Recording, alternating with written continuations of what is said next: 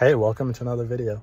So today we're just going to be throwing together the two Mount Tantiss videos, the one that goes into the layout and the one that goes into the different projects for your convenience in one video. So let's jump straight into it. So Mount Tantiss was a mountain on the planet of Wayland that housed one of Emperor Palpatine's secret storehouses. The storehouse contained both objects and trinkets of unspeakable evil, as well as mementos from conquests of the Empire. His most private treasures were hidden in a massive labyrinth designed by Garbo Vidros in Mountain's bottom chamber. Mount Tantiss was originally the site of an underground fortress that was used as a laboratory facility by the mad genetic terrorist Zeta Magnus. When Magnus pledged fealty to Darth Sidious, he granted the Dark Lord and his minions access to his Mount Tantiss facility. During the Clone Wars, Count Dooku would use the facility labs to experiment with L tissue samples from his JK-13 security droids, and to experiment with creating a clone army of Morgukai warriors. During the attack on Carto, Kinman Dorena managed to ram remotely controlled Republic assault transport into the Sperati facility, destroying the majority of it, and pinning the civilian loss of life on the Jedi Order. Several thousand of the cloning cylinders survived, but they were stored in a warehouse away from the main complex.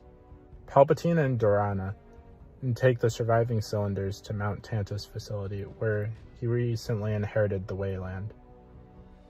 During the Imperial occupation of Wayland, the Imperial engineers hollowed out Mount Tantiss, while the native Mynirshi and Saiyans joined forces in an attempt to defeat the invaders. The Mynirshi soon found out that their crossbows, while powerful, were not strong enough to pierce Imperial battle armor. Dismissing the natives' primitive bows and spears, the Emperor's engineers began constructing a vast network of chambers deep in the bowels of the mountain, and set up a maze of internal defenses. The Empire enslaved the planet's indigenous population and put them to work, building an immense complex beneath Mount Tantiss. With the project complete, the engineers then withdraw. The Imperial Court and stormtroopers were tasked with placement of Emperor Palpatine's treasures in the mountain. The Emperor refused to attract unwanted attention with a defensive battalion of AT-ATs. Instead, he put Mount Tantiss under the protection of a Dark Jedi Guardian, and then sealed the mountain. From time to time, the Emperor returned to add new treasures and to check on the Guardian. For years, the storehouse and the Guardian were left alone. Eventually, according to the Satan, the Guardian sought control over the natives of Wayland. At some point, Emperor's Hand Mara Jade met with Palpatine inside the throne room complex at Mount Tantiss. In 3 ABY, the Emperor's apprentice, Darth Vader, brought a box containing the severed hand of his son, Luke Skywalker, and his lightsaber.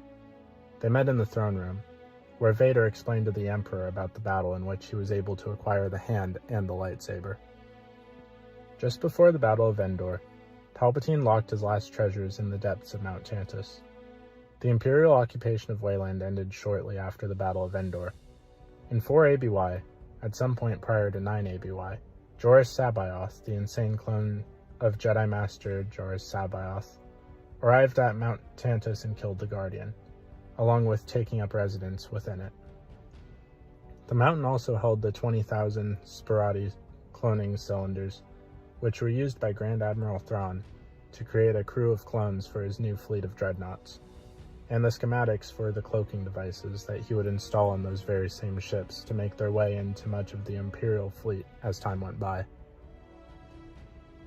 The storehouse was destroyed at the end of the Thrawn campaign in 9 ABY by Luke Skywalker, Leia Organa Solo, Lando Calrissian, Talon Karrde, Chewbacca, and Han Solo after Luke and Mara Jade killed the clones, Luke Skywalker and Joruus C'baoth. Several standard days after the destruction of Mount Tantiss, the New Republic Xenoarchaeology Division undertook an archaeological expedition known as the Mount Tantiss Dig, that was led by the xenoarchaeologist Garv Debel and his assistant Melandra Vorgan. The New Republic search team spent a few days recovering various artifacts from the ruins of Mount Tantiss. The New Republic historian Vorin Nall later mentioned Mount Tantiss Dig in his journal. In the journal of Vorin Nall, Mount Tantiss was assumed by the New Republic search teams to have been honeycombed by the Imperial Engineering Corps. Additionally, TANTISS was believed to have been intended to be used by the Emperor as a major staging area. A large portion of the base's design was geared towards accommodating a large military force. Though it was true, New Republic researchers were unable to confirm Marinician Satan tales of Sabaoth's killing the Guardian, and they regarded these stories as mythic in nature. A well-regarded theory posited that the Guardian and Sabaoth were the same person. A theory held by some historians postulated that the cloning chamber inside Mount Tantiss may have already been located on Wayland, and that Emperor Palpatine merely expanded the facility. The theory was considered controversial. Due to the incredible radiation levels, it was impossible to gain an accurate reading on the cloning facility's age after the mountain's destruction. However, the control components and fragments of the various computer systems had shown that the facility was considerably older than the technology present in other areas of the mountain, almost as if the computers and machinery had either been transplanted there from another cloning facility en masse, or that the cloning center had been in the mountain prior to the construction of the rest of the facility. The theory was supported by Han Solo and Lando, who saw the Mount Tantiss installation firsthand when it was still intact. Calrissian supported the contention that the cloning facility was an intact cloning complex from the past. After the Thrawn campaign, Wayland joined the New Republic and some Nogri set up their settlement near the mountain. The Minershi were in charge of protection of the storehouse's ruins. Sometime before 12 ABY, the smuggler Arthin Brute rented a warehouse and stored it in a number of Old Republic artifacts that he had recovered from the ruins of Mount Tantiss. In 19 ABY, an edited version of the Camus document was found there by information broker Lakjit.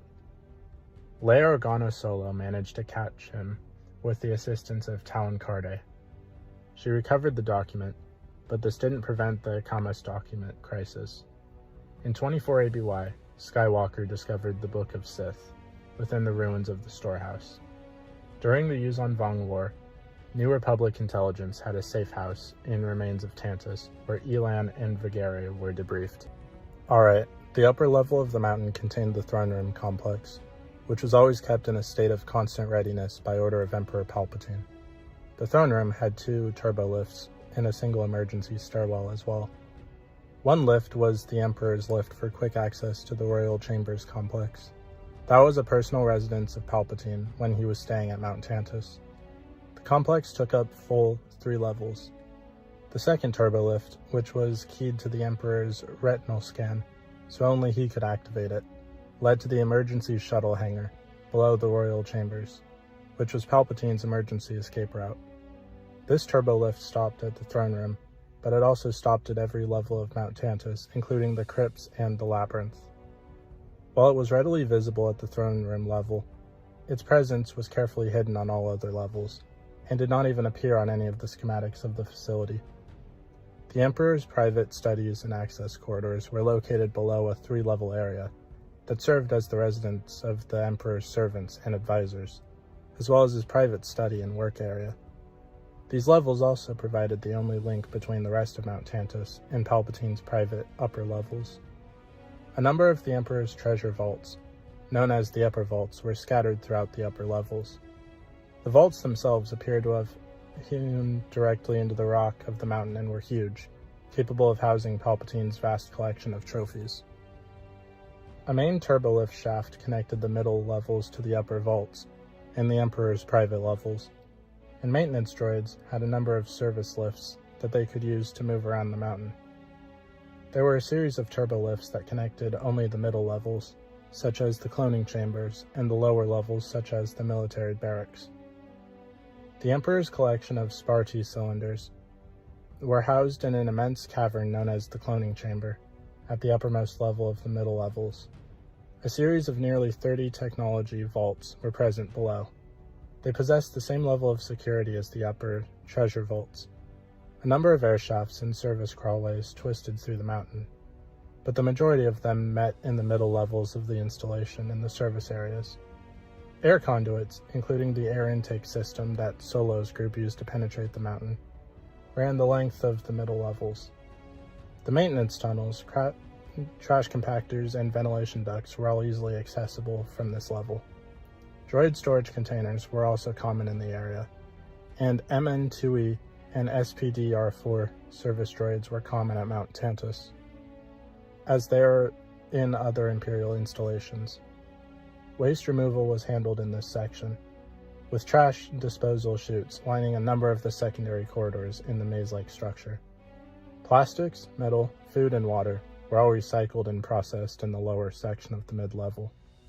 Non-recyclable products were crushed into small waste cubes by the trash compactors and disintegrated in the mountain's fusion reactor. The technical areas of the mountain were quite extensive, housing a variety of laboratories and science stations, presumably to test and refine a number of alien and exotic technologies stored in the facility.